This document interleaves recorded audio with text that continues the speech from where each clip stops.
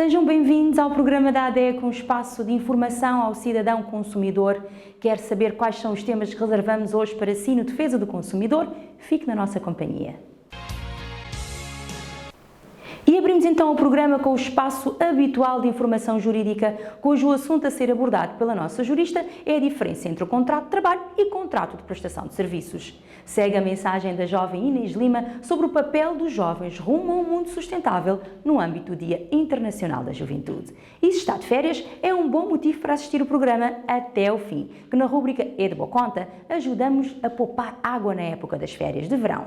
E em Educação Financeira, damos dicas de organização financeira nas férias. Existem diferenças entre o contrato de trabalho e o contrato de prestação de serviços. Saber qual a diferença entre eles pode vir a ser muito útil para o trabalhador. Assista agora à informação jurídica e saiba quais são as principais diferenças entre estes dois tipos de contratos. Saber o que difere estes dois tipos de contratos é importante, porque o contrato é uma ferramenta fundamental para assegurar que cada parte cumprirá com os seus direitos e deveres, ou seja, dá segurança jurídica para ambas as partes. O contrato de trabalho é aquele em que uma pessoa se obriga a prestar a sua atividade intelectual ou manual a outra pessoa, sob autoridade e direção desta, mediante remuneração. No contrato de trabalho, o trabalhador obriga-se a prestar a sua atividade laboral, sob orientação e fiscalização de uma entidade patronal. O contrato de prestação de serviço é aquele em que uma das partes se obriga a proporcionar à outra parte certo resultado do seu trabalho, intelectual ou manual, com ou sem remuneração. A prestação de serviços ocorre quando um profissional presta serviços para uma empresa sem que haja um vínculo laboral, ou seja, o profissional presta sua atividade de forma autónoma e independente. Portanto, é possível diferenciar e distinguir um contrato de trabalho de um contrato de prestação de serviços. A principal diferença tem como base dois aspectos fundamentais: o objeto do contrato e a relação entre as partes. No contrato de trabalho, o trabalhador obriga-se a prestar a sua atividade laboral sob a orientação e fiscalização de uma entidade patronal. Isto é, uma relação entre as partes é direcionada de forma subordinada. Já no contrato de prestação de serviços, o prestador obriga-se à obtenção daquele resultado com autonomia e sem subordinação ao poder de direção da outra parte. Analisando estes aspectos, podemos determinar se estamos perante um contrato de trabalho ou perante um contrato de prestação de serviços. O microprograma Informação Jurídica é financiado pelo Ministério da Justiça. Ei jovem, tu que tiraste um tempinho hoje para assistir ao programa da ADECO, eu quero dizer-te que tu tens um papel fundamental no caminho rumo à sustentabilidade, pois és tu que herdarás o mundo e enfrentarás os futuros desafios ambientais e sociais. As tuas ações e atitudes são decisivas para garantir um futuro mais sustentável. E para assinalar o Dia Internacional da Juventude, comemorado a 12 de agosto, este ano sob o lema Competências Verdes para a Juventude, rumo a um mundo sustentável, nós convidamos a jovem Inês Lima para deixar uma mensagem para ti sobre o papel dos jovens rumo a um mundo sustentável. Como estamos fartos de ouvir, os jovens são o nosso futuro de amanhã. E temos um papel importante para um futuro mais sustentável. E neste mês de agosto, o mês dos jovens, vou trazer alguns hábitos para encaixar no nosso dia-a-dia para este futuro mais sustentável. 1. Temos que priorizar a nossa saúde mental. Muitos vão pensar que uma coisa não tem nada a ver com a outra, mas está tudo ligado. Quem não cuida da saúde mental não tem tendência em não cuidar do que está à sua volta.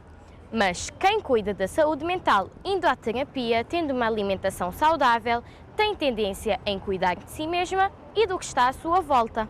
2. Mudar hábitos em casa. Tudo do ser humano começa dentro de casa. A educação, os hábitos, etc. Então, é lá em casa que temos que começar a mudar os hábitos maus para termos um futuro mais sustentável. E hoje vou trazer algumas formas de fazer isso. 3. Informar-se. Informação é tudo. Não fazemos nada sem estarmos informados e temos de nos informar sobre o estado atual do meio ambiente para um futuro mais sustentável. Dizem que saber é poder. 4. Poupar água. Porque assim só não vai ser bom de pagar no fim do mês, mas também vai ser bom para um futuro mais sustentável. Podemos poupar água fechando as torneiras, arranjando infiltrações logo na hora. É tudo simples. 5. Reciclar. Toda a gente já comprou aqueles frascos de polpa de tomate, de vidro, que são lindos.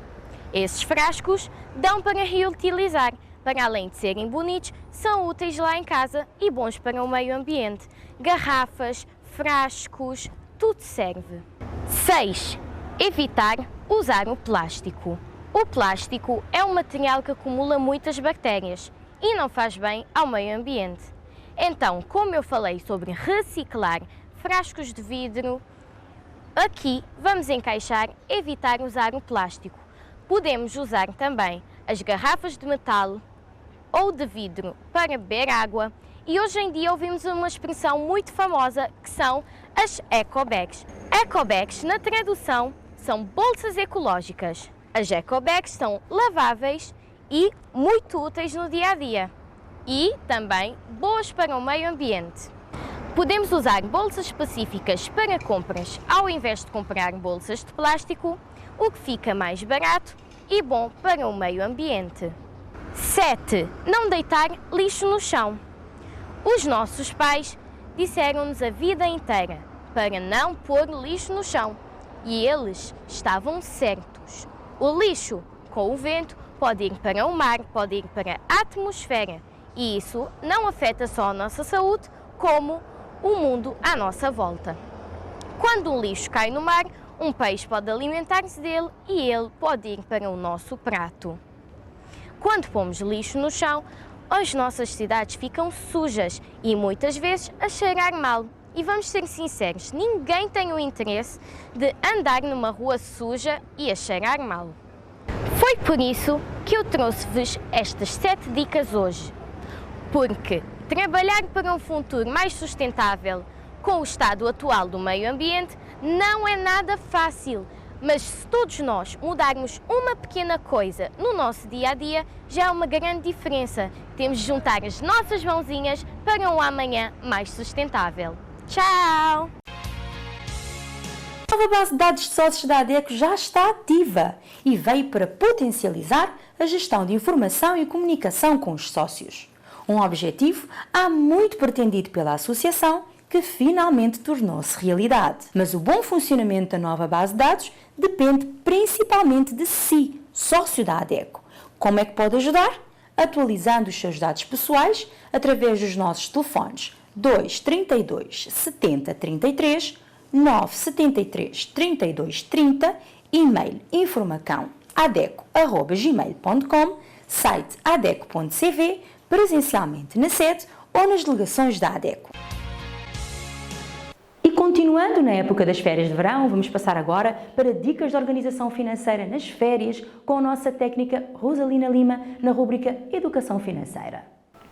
Hoje, neste programa, iremos abordar um tema muito importante: organização financeira nas férias, principalmente no verão, que é sinónimo de descanso, passeio, diversão e também consumo excessivo. Quantas vezes já voltaste das férias com aquela sensação de culpa financeira? Talvez com dívidas ou com a sensação de eu gastei mais do que deveria. Pois é, passa a muitas pessoas. Você já parou para pensar porque é que temos a tendência de gastar muito nas férias? Na verdade, é uma combinação de fatores emocionais, sociais e culturais. Por exemplo, desejo de aproveitar ao máximo. As férias são vistas como momentos especiais para relaxar, divertir, criar memórias inesquecíveis. Esse desejo de aproveitar ao máximo a experiência muitas vezes leva as pessoas a gastarem muito. Mentalidade de recompensa. Muitas pessoas veem as férias como uma recompensa pelo trabalho árduo e pelo estresse do dia a dia. Essa mentalidade de me permito gastar mais porque mereço, o que pode levar ao aumento dos gastos. Publicidade e marketing. A indústria do turismo e do entretenimento muitas vezes usa estratégias de marketing atraentes para fazer as pessoas caírem nos braços do consumismo, com descontos e promoções de pacotes e atividades turísticas, o que pode levar a gastar mais do que o planeado. E também a ausência de planeamento financeiro. Férias é sinónimo de lazer, de diversão, relaxamento.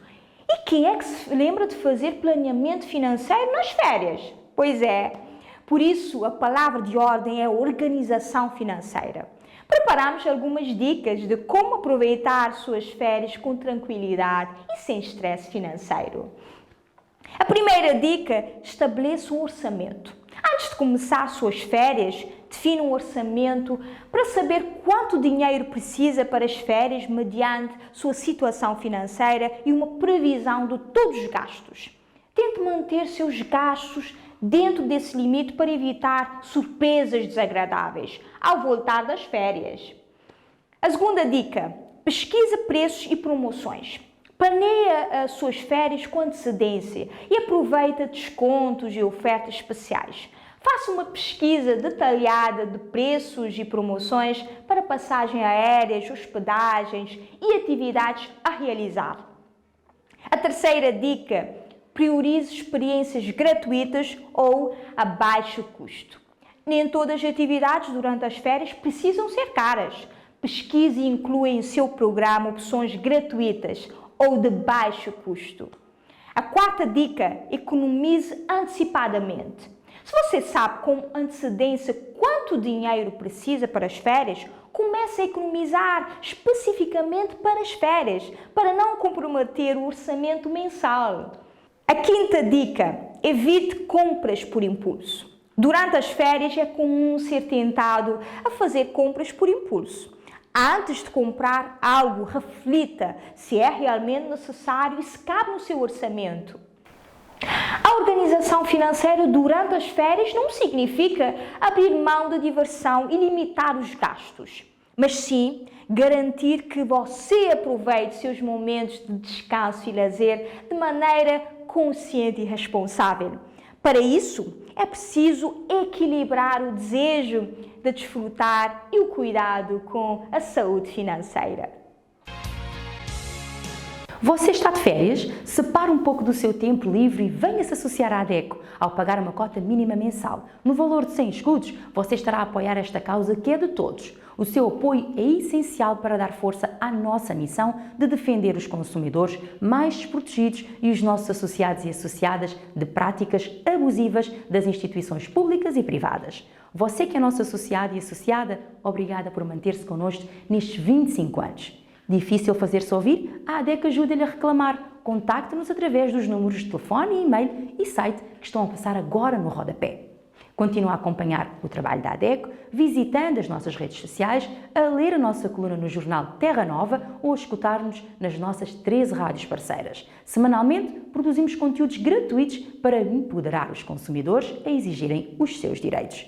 Se lutarmos juntos, de mãos dadas pela mesma causa, construiremos relações de consumo mais justas, inclusivas e sustentáveis. Voltamos com mais defesa do consumidor na próxima semana. Até lá!